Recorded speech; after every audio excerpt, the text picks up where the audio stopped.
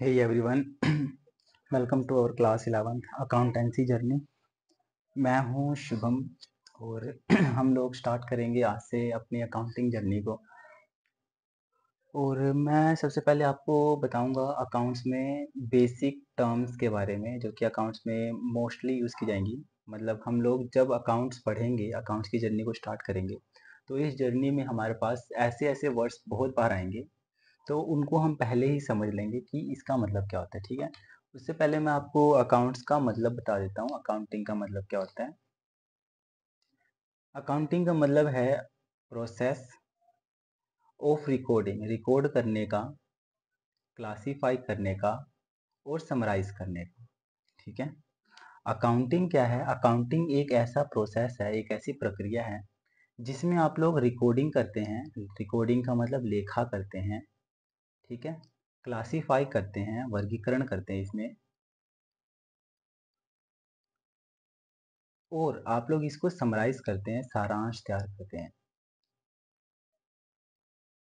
ठीक है, तो लेखांकन क्या है, अकाउंटिंग क्या है? एक ऐसा प्रोसेस है जिसमें हम लोग अकाउंट्स की ट्रांजैक्शंस, फाइनेंशियल ट्रांजैक्शंस को क्या करते हैं, किसको लेखा वर्गीकृत और सारांश तैयार करते हैं? फाइनेंशियल ट्रांजैक्शन को। ठीक है, तो अकाउंट्स क्या है? फाइनेंशियल ट्रांजैक्शंस को रिकॉर्ड करना, उसको क्लासीफाई करना, उसको समराइज करना। ठीक है, इसी को हम क्या कहते हैं? अकाउंटिंग कहते हैं। Accounting is a process, accounting एक ऐसा प्रोसेस है जिसमें रिकॉर्डिंग, क्लासीफाइंग और समराइजिंग होती है। किसकी रिकॉर्डिंग, क्लासीफाइंग, समराइजिंग होती है? फाइनेंशियल ट्रांजैक्शंस की। और ये किस फॉर्म में होगा? In terms of money, money के फॉर्म में होगा। ठीक है, इसके बाद से जब हम इसको रिकॉर्ड कर लेंगे, इसको क्लासीफाई कर लेंगे, इसका समराइज कर लेंगे, तो ये हम क्यों कर रहे हैं? ये हम कर रहे हैं ताकि हम क्या कर सकें? इसको कम्युनिकेट कर सकें। ठीक है, इसको हम क्या कर सकें? कम्युनिकेट कर सकें। ठीक है, और ये हम कम्युनिकेट किससे करेंगे? कम्युनिकेट करेंगे हम लोग इंटरेस्टेड पार्टीज को। किसको? Interested parties. अब ये इंटरेस्टेड पार्टीज कौन सी हैं? तो इंटरेस्टेड पार्टीज बेसिकली हमारे पास, हम इनको दो कैटेगरीज में डिवाइड कर देते हैं। ठीक है, इंटरेस्टेड पार्टीज, वो भी किसकी इंटरेस्टेड पार्टीज? अकाउंटिंग इंफॉर्मेशन की इंटरेस्टेड पार्टी।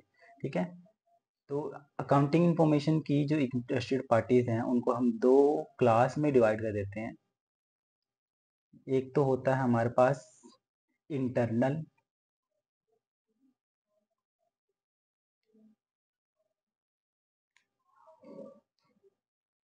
और सेकंड वन इज एक्सटर्नल। तो ये दो पार्टीज हैं अकाउंट्स की, एक तो इंटरनल है और एक एक्सटर्नल है। इंटरनल में हमारे पास दो ही पर्सन्स आते हैं या दो ही पार्टीज आती हैं। एक ओनर होता है, ओनर किसका? बिजनेस का। और दूसरा हमारे पास आता है मैनेजर। इन दोनों को ही अकाउंटिंग इंफॉर्मेशन की जरूरत पड़ती है। अब ये जरूरत क्यों पड़ती है इन्हें इसके बारे में भी हम लोग बात कर लेते हैं कि इन्हें अकाउंटिंग इंफॉर्मेशन की जरूरत क्यों पड़ रही है।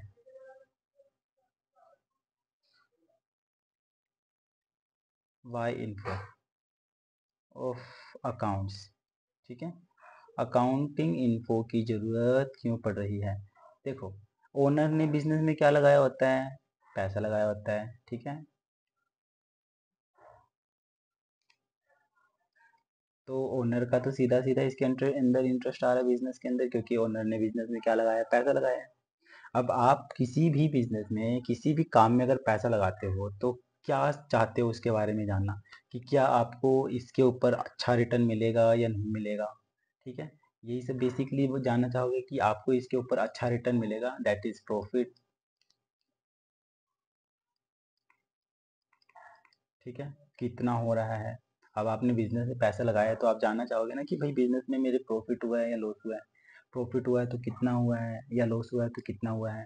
ठीक है, बिजनेस के पास एसेट कितने की है, उसके पास टोटल वेल्थ, संपत्ति कितने की है।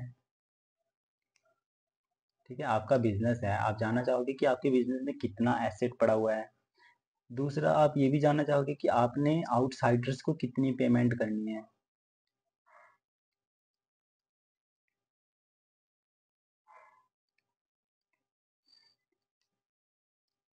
तो ये सब चीज़ें जानने के लिए आपको किसकी ज़रूरत पड़ेगी, किसी ना किसी सोर्स की ज़रूरत पड़ेगी,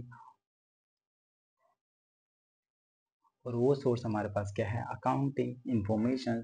ठीक है, इसके बाद से मैनेजर्स भी इन्हीं सब कामों के लिए जानना चाहते हैं, क्योंकि देखो मैनेजर्स ने क्या करना है, बेसिकली बिजनेस को मैनेज करना है। बिजनेस को मैनेज करने का मतलब क्या है कि बिजनेस में कितना खर्चा हो रहा है उसको मैनेज करना, उसको कंट्रोल करना, बिजनेस के अंदर इनकम कितनी हो रही है, बिजनेस के अंदर खाली पड़ा हुआ एसेट कितना पड़ा है।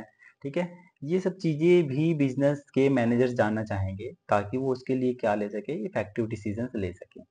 तो ये तो हो गई हमारे इंटरनल इंटरेस्टेड पार्टीज जिनको अकाउंट्स की इंफॉर्मेशन की जरूरत होती है। दूसरा हमारे पास external information, sorry external parties भी आती हैं अकाउंट्स की। तो एक्सटर्नल में हमारे पास सबसे पहले कौन आता है, हमारे जो फ्यूचर के इन्वेस्टर्स होते हैं। ठीक है,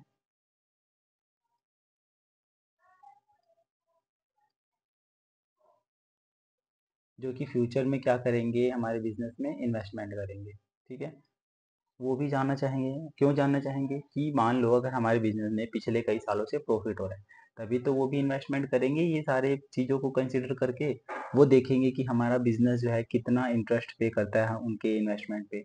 ठीक है, तो ये सभी चीज़ों को मद्देनजर रखते हुए इन्वेस्टर क्या करता है, डिसीजंस लेता है कि वो बिजनेस के अंदर पैसा लगाएगा या नहीं लगाएगा। नेक्स्ट है हमारे पास गवर्नमेंट एजेंसीज। गवर्नमेंट भी जानना चाहती है। क्यों जानना चाहेगी, देखो गवर्नमेंट ने तो क्या करना है, बिजनेस बिजनेस में टैक्स लगाना है, सॉरी उसके जो इनकम है उसके ऊपर टैक्स लगाना है। ठीक है, और टैक्स किस पे लगता है, इनकम के ऊपर, है ना। और जो गुड्स एंड सर्विसेज आपने सेल करी है उसके ऊपर टैक्स लगता है। तो ये सारी बातें हमें कैसे पता लगेंगी कि साल के दौरान हमारी कंपनी ने, हमारे बिजनेस ने कितना पैसा कमाया है, कितनी इनकम करी है। क्योंकि इनकम के ऊपर ही क्या लगना है, टैक्स लगना है। तो टैक्स का पता भी तो लगना चाहिए कि कितनी इनकम है, कितना गुड्स एंड सर्विसेज सेल किया है, ताकि हम जीएसटी उसके ऊपर इम्पोज कर सके। ठीक है, तो इसीलिए गवर्नमेंट भी क्या करती है, हमारी बुक्स ऑफ अकाउंट्स को चेक करती है। ठीक है, इसके बाद और कौन हो सकता है हमारे पास, और हो सकते हैं हमारे क्रेडिटर्स हो गए। ठीक है, जिन्होंने हमारे बिजनेस को उधारी दे रखा है, क्रेडिटर्स। ठीक है, वो यहाँ पे बेसिकली हम लोग अकाउंट्स में क्रेडिटर्स का मतलब लेते हैं हमारे सप्लायर्स। ठीक है, जो हमें सामान उधारी सेल करते हैं। ठीक है, तो अगर मान लो किसी से मुझे उधारी सामान खरीदना है, तो वो भी हमारे बुक्स ऑफ अकाउंट को चेक करेगा। वो ये देखेगा कि क्या ये बिजनेस सच में रिलायबल है, क्या ये बिजनेस हमारे उधार के सामान के पैसे वापस करने में सक्षम है या नहीं है। ठीक है, तो इसके लिए जो क्रेडिटर्स हैं वो भी क्या करते हैं, देखते हैं हमारे बुक्स ऑफ अकाउंट। उसके बाद से बैंकिंग इंस्टीट्यूशंस, ये भी क्या करते हैं, बुक्स ऑफ अकाउंट देखते हैं। क्योंकि देखो बेसिकली हमने लोन लेना है बिजनेस से, सॉरी बैंक से, तो बैंक से लोन लेने के लिए आपको ऐसी थोड़ी गए और बैंक ने आपको लोन दे दिया, वो किसी तो प्रूफ के ऊपर देगा। तो वो जो प्रूफ है हमारे पास, वो क्या प्रूफ है, अकाउंटिंग इंफॉर्मेशन। ठीक है, तो अकाउंटिंग इंफॉर्मेशन बैंक्स में प्रूफ का भी वर्क करता है। उसके बाद से सोसाइटी, सोसाइटी भी हमारी जो है वो हमारे बुक्स ऑफ अकाउंट को देखती है। ठीक है, क्यों देखती है वो, ताकि उसके बिहाफ पर वो देख सके कि हमारा जो बिजनेस है वो सोसाइटी के लिए कितना एफर्ट्स लगा रहा है, सोसाइटी में कितना वो अपनी क्या कहते हैं, एक तरीके का कह सकते हैं हम लोग कि कंट्रीब्यूशन प्रदान कर रहे हैं। ठीक है, कंट्रीब्यूशन कितना कर रहे हैं। तो ये हमारे एक्सटर्नल यूजर्स हो गए, या इंटरेस्टेड पार्टीज बोल लो या यूजर्स बोल लो, और ये हमारे इंटरनल यूजर्स हो गए हैं। ठीक है, तो आपको मीनिंग तो समझ में आ गया। मीनिंग में क्या कहा हमने कि अकाउंटिंग क्या है, एक प्रोसेस है। किस चीज़ का प्रोसेस है, रिकॉर्ड करने का। रिकॉर्डिंग में हम लोग बेसिकली जर्नल एंट्रीज पास करते हैं, जो कि चैप्टर नंबर 8 और 9 में होगा मे बी। उसके बाद से सेकंड है क्लासीफाइंग करना, जिसमें हम लोग लेजर पोस्टिंग करते हैं। जो हमने जर्नल एंट्री प्रिपेयर कर रखी होती है उन्हीं के बिहाफ पे हम लोग लेजर एंट्री पास करते हैं। ये भी आगे हमारा एक चैप्टर आएगा, सेपरेट चैप्टर है, वहाँ पे हम लोग क्लासीफाई करेंगे। और उसके बाद से समराइज करना, समराइज करने का मतलब है कि आप लोग क्या बना रहे हो, यहाँ पर रिपोर्ट बना रहे हो, फाइनेंशियल स्टेटमेंट्स बना रहे हो, ठीक है। फाइनेंशियल स्टेटमेंट्स लाइक आप प्रॉफिट एंड लॉस अकाउंट बना रहे हो, बैलेंस शीट्स बना रहे हो, कैश फ्लो स्टेटमेंट्स बना रहे हो, एटसेट्रा एटसेट्रा, ठीक है। तो ये रिपोर्ट्स बेसिकली हम लोग जो रिपोर्ट्स होते हैं हमारे समराइज्ड जो रिपोर्ट्स होते हैं उन्हीं को हम अपने इंटरेस्टेड पार्टीज को कम्युनिकेट करते हैं। हम लोग ना तो ये अपने रिकॉर्डिंग वाली एंट्री शो करते हैं ना क्लासिफाइड वाली एंट्री शो करते हैं, हम क्या शो करते हैं, उन्हें समराइज्ड एंट्री शो करते हैं। फिर आता है, तो होप कि इतना आपको क्लियर हो गया हो। नेक्स्ट हम लोग बात करते हैं चैप्टर के बारे में जो कि है अकाउंट। अकाउंट क्या होता है? अकाउंट एक ऐसा प्लेस है जहां पर इंडिविजुअल ट्रांजैक्शंस एक जैसे नेचर के रिकॉर्ड किए जाते हैं, ऐड किए जाते हैं और सब्ट्रैक्ट किए जाते हैं, ठीक है। तो ऐसा प्लेस जहां पर इंडिविजुअल ट्रांजैक्शंस लाइक नेचर के, एक जैसे नेचर के रिकॉर्ड किए जाते हैं, ऐड किए जाते हैं, सब्ट्रैक्ट किए जाते हैं, उसको हम लोग क्या कहते हैं? अकाउंट कहते हैं। और ये इसका शेप कैसा होता है? It is a shape of T shaped. ये कैसा शेप का होता है? टी शेप्ड होता है, ठीक है। टी शेप्ड बोले तो ये इस टाइप का होगा। एक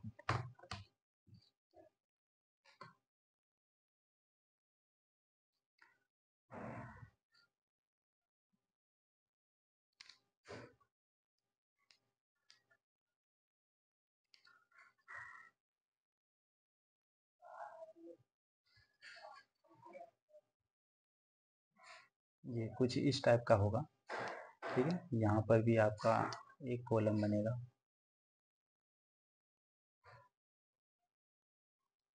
और आप लोग यहाँ पर बेसिकली यहाँ पर डेट का भी एक कॉलम बन जाता है, ठीक है। कुछ इसी टाइप का होता है।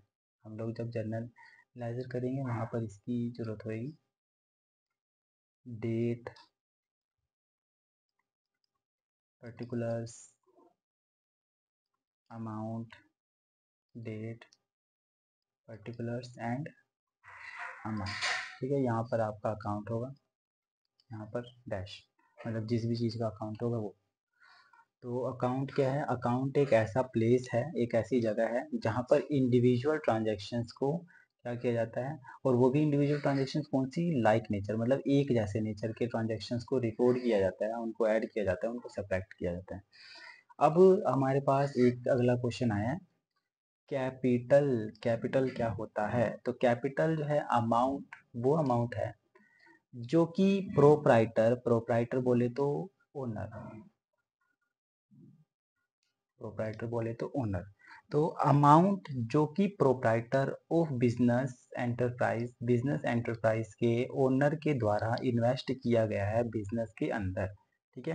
मतलब वो अमाउंट, वो राशि जो कि प्रोप्राइटर ने, ओनर ने अपने बिजनेस में इन्वेस्ट किया। अगर ओनर अपने बिजनेस में कोई पैसा लगा रहा है तो उसको हम लोग बेसिकली क्या बोलते हैं? कैपिटल बोलते हैं, ठीक है। अब ये जो अमाउंट है वो इन कैश भी हो सकती है, गुड्स भी हो सकते हैं, एसेट्स भी हो सकते हैं। जरूरी नहीं है कि मालिक जो है बिजनेस में कैश ही लगाएगा, मालिक बिजनेस में कोई एसेट भी इंट्रोड्यूस कर सकता है। मालिक बिजनेस में कोई गुड्स, जिस जिस चीज में आपका बिजनेस एंगेज है, जिस चीज का काम आपका बिजनेस कर रहा है, वो गुड्स भी आपके इंट्रोड्यूस कर सकते हैं। तो इनको हम टोटलिटी में क्या बोलते हैं? गुड्स बोलते हैं। जैसे कि एग्जांपल के लिए मिस्टर मगन ने स्टार्ट किया है बिजनेस, और बिजनेस किसके थ्रू स्टार्ट किया है? 50,000 वो कैश लेके आया है, 1 लाख का वो बैंक अकाउंट लेके आया है, मतलब बैंक में पैसा लेके आया है, और 60,000 का वो क्या लेके आया? मशीनरी लेके आया है। तो अगर मैं कहूँ कि मगन ने पैसा कितना लगाया, कैपिटल कितनी लगाई है, तो हम लोग क्या करेंगे? 50 के प्लस 1 लाख प्लस 60 के इक्वल्स टू 2,10,000 का बिजनेस में कैपिटल लगाया गया है। इतना क्लियर है? तो कैपिटल क्या होता है? कैपिटल बेसिकली वो अमाउंट होती है जो कि इन्वेस्टर अपने बिजनेस में अगर सॉरी, प्रोप्राइटर अपने बिजनेस में अगर कोई पैसा इन्वेस्ट करता है तो उसको हम लोग क्या कहते हैं? कैपिटल बोलते हैं। अब कैपिटल की कैलकुलेशन कैसे होती है? तो कैपिटल की कैलकुलेशन आप दो तरीके से कर सकते हो। एक तो अगर आपके पास एसेट्स लाइबिलिटीज गिवन है, ठीक है। एसेट्स और लाइबिलिटीज क्या होती हैं, इनके बारे में भी हम अभी डिस्कस करेंगे। तो अगर आपको कैपिटल के लिए एसेट्स और लाइबिलिटीज़ गिवन है, तो आप एसेट्स में से लाइबिलिटीज़ माइनस करेंगे, कैपिटल आपको आ जाएगा। जैसे कि एग्जांपल के लिए एसेट्स हैं बिजनेस की 4,50,000 के और लाइबिलिटीज़ हैं बिजनेस की 3,20,000 की। अब एसेट्स माइनस लाइबिलिटीज़ करेंगे तो 1,30,000 का कैपिटल आ गया। क्लियर है। इसके बाद है हमारे पास कैलकुलेशन ऑफ क्लोजिंग कैपिटल। ठीक है। क्लोजिंग कैपिटल का मतलब क्या होता है कि आपने स्टार्टिंग में बिजनेस में पैसा लगाया कुछ, जैसे कि हमारे पिछले एग्जांपल में मिस्टर मंगू ने 2,10,000 लगाया था। ठीक है। तो मान लो कि मिस्टर मंगू ने स्टार्टिंग में कितना लगाया था, बिजनेस शुरू करते वक्त 2,10,000 रुपीज़ लगाया था। ठीक। अब क्या होता है कि कई बारी बिजनेस जो है पार्टनर को, सॉरी, जो हमारा ओनर होता है उसको इस कैपिटल के ऊपर इंटरेस्ट भी देती है, से वो जो है कितना इंटरेस्ट दे रही है, 10% के रेट पर इंटरेस्ट दे रही है। तो 2,10,000 का 10% कितना हो जाएगा, 21,000 हो जाएगा। क्लियर है। इसके बाद जो प्रॉफिट और लॉस आपका साल के दौरान आया है, मान लो आपका पूरे साल आपने इतना एक्सपेंस करा, इतनी इनकम हुई जिसकी वजह से आपको प्रॉफिट हो रहा है। अगर प्रॉफिट होगा तो वो आप लोग ऐड करोगे, अगर लॉस होगा तो वो आप लोग लेस करोगे। ये इतना भी ध्यान रखना। मान लो आपको लॉस हो गया, ठीक है, और आपको लॉस कितने का हुआ है, 21K का हुआ है, तो आपने क्या करा, 21 के आप माइनस कर दोगे। फिर ड्राइंग का मतलब होता है कि आपने बिजनेस में से, मालिक अगर बिजनेस में से, अपने बिजनेस में से कोई भी पैसा निकालता है, ठीक है, ड्राइंग का मतलब यहाँ पे क्या है, बेसिकली एनी अमाउंट और गुड्स, ठीक है, जो कि किसके द्वारा निकाला गया है, ओनर के द्वारा, विड्रॉ बाय ओनर। ठीक है। जो भी अमाउंट या फिर कोई भी गुड्स जो कि ओनर के द्वारा निकाल लिया गया है, उसको हम लोग क्या कहते हैं, ड्राइंग कहते हैं। ठीक है। तो ड्राइंग अगर बिजनेस से निकाल ली जाती है ओनर के द्वारा, तो वो भी क्या हो जाती है, लेस हो जाती है। मान लो उन्होंने 10,000 का कैश निकाल लिया। फिर interest on drawing, interest on drawing क्या होता है कि ड्राइंग के ऊपर अगर बिजनेस कोई इंटरेस्ट चार्ज कर रही है, ये जरूरी नहीं है कि इंटरेस्ट ऑन कैपिटल देना ही देना है या इंटरेस्ट ऑन ड्राइंग देना ही देना है, ये टोटली ऑप्शनल होता है। अगर बिजनेस का पॉलिसी है तो वो इंटरेस्ट ऑन कैपिटल देगी, अगर बिजनेस की पॉलिसी है तो इंटरेस्ट ऑन कैपिटल चार्ज करेगी। यहाँ पे इंटरेस्ट ऑन कैपिटल चार्ज किया जाता है। ठीक है। Interest on capital charged by business, business charge करती है, इसीलिए हम उसकी कैपिटल में से, ओनर की कैपिटल में से सीधा ये क्या कर देते हैं, डिडक्ट कर देते हैं। क्लियर है। तो मान लो इंटरेस्ट ऑन ड्राइंग का कोई हिसाब किताब नहीं है, ये नहीं चाहती है देना, तो यहाँ पे हम लोग नहीं देंगे। ठीक है। तो आपके पास साल के एंड में कितना कैपिटल बच गया is known as closing capital. ठीक है। मान लो आपने स्टार्टिंग में कितना लगाया था, 2,10,000 लगाया था, जिसमें से 21,000 का आपको इंटरेस्ट मिला जो कि आपने ऐड किया। फिर 21,000 का आपका लॉस हो गया तो आपने लेस कर दिया। 10,000 का आपने ड्राइंग किया, वो भी आप क्या कर दोगे, लेस कर दोगे। तो आपके पास एंड में कितना बचा है, 2,00,000 का कैपिटल बचा है। क्लियर है। तो ये आपका क्लोजिंग कैपिटल कैलकुलेट होकर आ जाएगा। अब हम लोग आगे बढ़ते हैं एक एक करके, हमारे जो इसमें पॉइंट्स आए हैं लाइक प्रॉफिट के बारे में, इंटरेस्ट के बारे में, ड्राइंग के बारे में, इंटरेस्ट ऑन ड्राइंग के बारे में थोड़ा सा जान लेते हैं। सबसे पहले अगर मैं बात करूँ प्रॉफिट, तो प्रॉफिट क्या है, excess of total revenue. Profit क्या होता है, एक्सेस ऑफ टोटल रेवेन्यू। ठीक है। इसको हाईलाइट कर देता हूँ, एक्सेस ऑफ टोटल रेवेन्यू। ठीक है। ओवर टोटल एक्सपेंसेस, क्या कहा मैंने, टोटल रेवेन्यू अगर मेरी टोटल एक्सपेंस से ज़्यादा होगी, टोटल रेवेन्यू मान लो मेरी टोटल रेवेन्यू 150 रुपये और मैंने खर्चा किया है मान लो 50 रुपीज़ का, तो जो हमारा एक्सेस अमाउंट आया, एक्सेस कितना है, 50 रुपये मेरा क्या है, एक्सपेंस है, और 50 रुपये से मतलब कि हमारी जो टोटल रेवेन्यू वो कितनी है, 150 रुपये, तो यहाँ पर एक्सेस कितना है, 100 रुपये का एक्सेस है। एक्सपेंस के मुकाबले हमारा जो रेवेन्यू है वो कितना एक्सेस में है, 100 रुपये एक्सेस में है, ये हमारा क्या हो गया, प्रॉफिट हो गया। क्लियर है।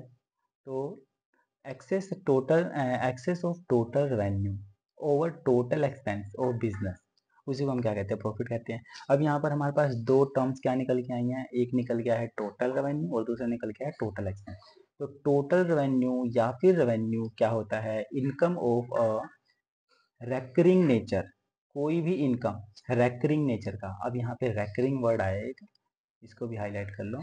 रेकरिंग वर्ड क्या होता है, रेकरिंग का मतलब होता है जो बिजनेस में ऑन एन एवरेज होता ही रहता है डेली बेसिस पे, लाइक मंथली हो रहा है, क्वार्टरली हो रहा है, वीकली हो रहा है, डेली हो रहा है। ऐसे खर्चे हमारे क्या होते हैं, रेकरिंग नेचर के खर्चे होते हैं।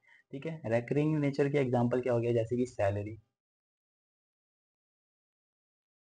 सैलरी आप लोग हर मंथली पे करते हो। ठीक है, उसके बाद से रेंट, रेंट भी आप लोग मंथली पे करते हो। ठीक है, उसके बाद से और भी कोई अगर जो रूटीन बेसिस पे खर्चा हो रहा है वो, तो उनको हमको क्या कह देते हैं, रेकरिंग नेचर का खर्चा कहते हैं। ठीक है, from any source includes amount received from sale of. अच्छा, यहाँ पर हमारा एक्सपेंस नहीं आएगा, इधर हमारा आएगा रेवेन्यू, क्योंकि इनकम की बात हो रही है तो रेवेन्यू यहाँ पे आ जाएगा। तो रेवेन्यू में आप मान लो कि आपको रेंट रिसीव हो रहा है, वो आपका इनकम हो गया। ठीक है, रेंट रिसीव हुआ, आपको इनकम हो गया ये। तो इस टाइप की अगर आपकी इनकम हो रही है जो डेली एक इंटरवल बेसिस पे हो रही है, उसको हम लोग क्या कहेंगे, रेवेन्यू कहेंगे। फिर includes any received from sale of goods, और इसके अंदर और क्या इंक्लूड होता है, कोई भी रिसीव्ड जो कि गुड्स के, सामान के या सर्विसेज के, सेवा के सेल करने पर मिलता है, जो हमने कस्टमर को दिया था। ऑल्सो और क्या इंक्लूड होगा इसके अंदर, receipt of rent like commission, dividend, interest etcetera. ठीक है, तो ये भी हमारे क्या है। अब यहाँ पर कमीशन क्या होता है आपका, अगर आप कोई सर्विस प्रोवाइड कर रहे हो तो उसके ऊपर आप लोग कमीशन चार्ज कर रहे हो। ठीक है, फीस हो गया, फीस भी आप लोग सर्विस चार्ज करने के बदले में, सर्विस प्रोवाइड करने के बदले में चार्ज करते हो। ठीक है, डिविडेंड क्या हो गया, अगर आपने कहीं पैसा लगाया है और उस पैसे के ऊपर अगर आपको इंटरेस्ट मिल रहा है, उसको मतलब बेसिकली ये शेयर्स के मामले में आता है, जो कि अभी इतना नहीं जोर देना है, ये +2 की बातें हैं। तो डिविडेंड आपके जो शेयर्स होते हैं, शेयर्स अगर आप किसी कंपनी के शेयर्स परचेज करते हो तो उस शेयर के बदले में आपको डिविडेंड मिलता है, मतलब लाभों में से हिस्सा मिलता है, जिसको हम हिंदी में लाभांश भी बोलते हैं। तो इतना होप कि समझ में आया हो कि सबसे पहले हमने प्रॉफिट पढ़ा। प्रॉफिट का मतलब क्या होता है, एक्सेस अमाउंट टोटल रेवेन्यू और टोटल एक्सपेंस का। ठीक है, टोटल रेवेन्यू का over total expense is known as profit. Total revenue या फिर रेवेन्यू क्या होती है, इनकम, वो भी रेकरिंग नेचर का। ठीक है, इसके अंदर sale of goods and services के ऊपर जो आपको अमाउंट रिसीव हुआ है वो, और इसके अंदर और भी receipt like rent, commission, dividend, interest, fees. ठीक है, ये चीज़ें भी इसके अंदर इंक्लूड की जाती हैं। नेक्स्ट हमारे पास टोटल एक्सपेंस। अब टोटल एक्सपेंस का मतलब क्या होता है, the cost incur in providing and selling the goods, कोई भी कॉस्ट जो कि गुड्स और सर्विसेज को प्रोवाइड करने में या उसको बेचने में, ठीक है, कोई भी कॉस्ट जो कि प्रोवाइडिंग और सेलिंग, प्रोवाइड करने और सेल करने में लगती है, वो भी किसके, गुड्स एंड सर्विसेज के, उसको हम क्या कहते हैं, टोटल एक्सपेंस बोलते हैं। क्लियर है इतना। अब तो पॉइंट टू बी नोटेड में आपके पास क्या है, एनी टाइप ऑफ पेमेंट, किसी भी टाइप की पेमेंट जो कि आपने रिसीव किया है ऑफ द बेनिफिट, बेनिफिट को रिसीव करने के लिए किया है, मतलब कोई भी पेमेंट जो कि आपने बेनिफिट्स को लेने के लिए किया है, उसको आप लोग एक्सपेंडिचर बोलते हो बेसिकली। ठीक है, एक्सपेंडिचर जैसे कि मान लो आपने एसेट परचेज किया, एसेट्स में भी मान लो आपने मशीन परचेज की। अब ये मशीन जो है आपको कई सालों तक प्रोडक्शन देगी, और ये प्रोडक्शन जो है इससे आपको क्या होगा, इनकम होगा। मतलब ये बेसिकली आपको क्या दे रही है, बेनिफिट दे रही है, वो भी किस चीज़ को अर्न करने के लिए, इनकम को अर्न करने के लिए। ठीक है, और ये जो बेनिफिट है आपका कई सालों तक, मतलब लंबे समय तक भी हो सकता है और शॉर्ट टर्म के लिए भी हो सकता है। जैसे कि आप मशीनरी को मेंटेन करने के लिए एक्सपेंस कर रहे हो, तो वो भी आपका एक एक्सपेंडिचर ही है। ठीक है, तो इस टाइप के जो खर्चे होंगे वो आपके क्या कहलाएंगे, एक्सपेंडिचर। तो दो चीज़ें हमारे पास, एक एक्सपेंसिव है जो कॉस्ट होती है, और दूसरा एक्सपेंडिचर है, दोनों में अंतर है। ठीक है, एक्सपेंस आपका कॉस्ट है जो कि गुड्स को और सर्विसेज को प्रोड्यूस करने और उसको सेल करने में लगता है, और एक्सपेंडिचर ऐसे बेनिफिट्स का पेमेंट है, ठीक है, जो आपको आने वाले फ्यूचर में या फिर शॉर्ट टर्म के लिए होंगे। ये दो टाइप के होते हैं, एक होता है कैपिटल एक्सपेंडिचर और दूसरा होता है रेवेन्यू एक्सपेंडिचर। कैपिटल एक्सपेंडिचर के एग्जांपल क्या है? पर्पोज ऑफ एक्वायरिंग और इम्प्रूव फिक्स्ड एसेट्स, ठीक है। उसके बाद से non recurring nature, that is no one time और ओकेजनल इन नेचर, ये आपके एक्सपेंसेस हैं, ठीक है। लॉन्ग टर्म बेनिफिट्स जिसकी ड्यूरेशन जो है मोर देन 1 अकाउंटिंग ईयर होती है। अब यहाँ पे एक वर्ड आया है अकाउंटिंग ईयर। अकाउंटिंग ईयर आपका क्या होता है? जो कि स्टार्ट होता है 1 अप्रैल करंट कैलेंडर ईयर से 31 मार्च नेक्स्ट कैलेंडर ईयर तक, ठीक है। कैलेंडर ईयर बोले तो कैलेंडर ईयर लाइक अभी जो है आपका मान लो 25 चल रहा है, तो करंट कैलेंडर ईयर आपका 25 हो गया और नेक्स्ट कैलेंडर ईयर कौन सा है? 26, ठीक है। तो 1/4/25 से 31/3/26 का जो टाइम पीरियड है उसको हम लोग अकाउंटिंग ईयर बोलते हैं, ठीक है। फाइनेंशियल ईयर भी बोलते हैं इसको हम लोग, ठीक है। तो ये हमारा बेसिकली AY या फिर FY या फिर फिस्कल ईयर भी बोलते हैं इनको, ठीक है ना। तो सबसे पहले हमारे पास क्या है? पर्पस इज टू एक्वायर, ऐसा एक्सपेंडिचर जिसका पर्पस क्या है? एक्वायर करना या फिर इम्प्रूव करना फिक्स एसेट्स को। दूसरा, non recurring nature, that is one time और ओकेजनल इन नेचर, मतलब कि ऐसा खर्चा जो कि नॉन रेकरिंग नेचर का है, मतलब कि रोज रोज नहीं हो रहा, इंटरवल में नहीं हो रहा, ठीक है, काफी लंबे टाइम के बाद हो रहा है। वन टाइम होता है, मतलब कि एक बार आप लोग करते हो और फिर आप लोग उसके बाद से शांत हो जाते हो, क्योंकि खर्चा जो है ये बहुत मोटा खर्चा होता है। जैसे कि आप मान लो कार खरीद रहे हो, तो ये रोज रोज थोड़ी कार खरीदना होता है आपको, ठीक है। तो ये जो खर्चा होता है नॉन रेकरिंग नेचर का खर्चा होता है, जिनको हम एक्सपेंडिचर बोलते हैं। कौन सा? कैपिटल एक्सपेंडिचर, क्योंकि ये बड़े खर्चे होते हैं हमारे और ये एक बार होते हैं, उसके बाद से आप कई सालों तक के लिए शांत हो जाते हो। तो उस खर्चे को हम क्या कहते हैं? कैपिटल एक्सपेंडिचर बोलते हैं। और इनसे होने वाला जो बेनिफिट है वो आपको एक अकाउंटिंग ईयर से ज़्यादा टाइम के लिए होता है।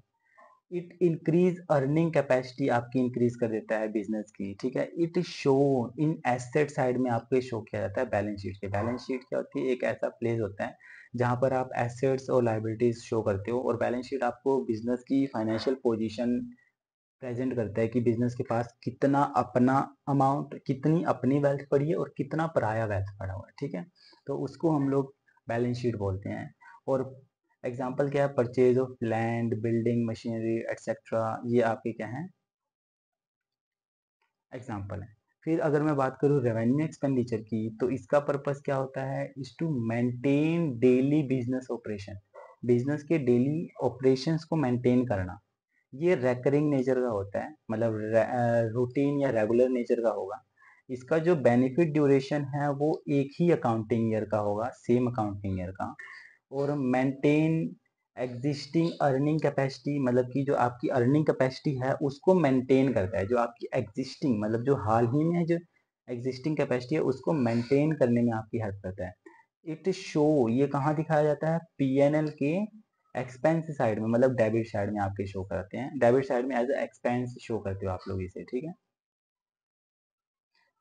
ये हम लोग करेंगे, हमारा लास्ट चैप्टर इसी के ऊपर है, बैलेंस शीट और प्रॉफिट एंड लॉस अकाउंट के ऊपर, ठीक है। फिर salaries, rent, electricity, repairing etcetera, ये आपके क्या हैं? एक्सपेंडिचर्स। क्लियर है? तो ये हो गए आपके पास पॉइंट टू बी नोटेड में, मतलब मेन पॉइंट्स कुछ हैं हमारे पास। अब इसके बाद से एक हमारे पास drawing and interest on drawing, ऐसा भी कुछ हमारे पास हमने पढ़ा था। तो ड्राइंग और इंटरेस्ट ऑन ड्राइंग वैसे तो मैंने बता दिया, एनी कैश और value of goods withdrawn bye owner, owner के द्वारा पर्सनल यूज के लिए निकाला जाता है या फिर प्राइवेट पेमेंट के लिए निकाला जाता है बिजनेस फंड से, उसको हम ड्राइंग कहते हैं, ठीक है। और payment of interest by owner, और ओनर के द्वारा जो इंटरेस्ट की पेमेंट दी जाती है बिजनेस को on his drawing is called interest on drawing, उसको इंटरेस्ट ऑन ड्राइंग कहते हैं। क्लियर है इतना? तो होप कि इतना क्लियर हो गया होगा आपको। नेक्स्ट हमारे पास एसेट है, एसेट के बारे में हम नेक्स्ट वीडियो में डिस्कस करेंगे। हालांकि एक ही वीडियो में अगर हम सारा डिस्कस कर लेंगे तो बहुत ज़्यादा ओवर हो जाएगा, तो अभी के लिए इतना ही इतना ही आप पढ़ें। अगर इसमें कोई डाउट आता है तो वो आप डाउट पूछ सकते हैं मेरे से कमेंट सेक्शन में। और वीडियो अच्छी लगी हो तो आप लाइक करें, शेयर करें एंड सब्सक्राइब करें। Thank you.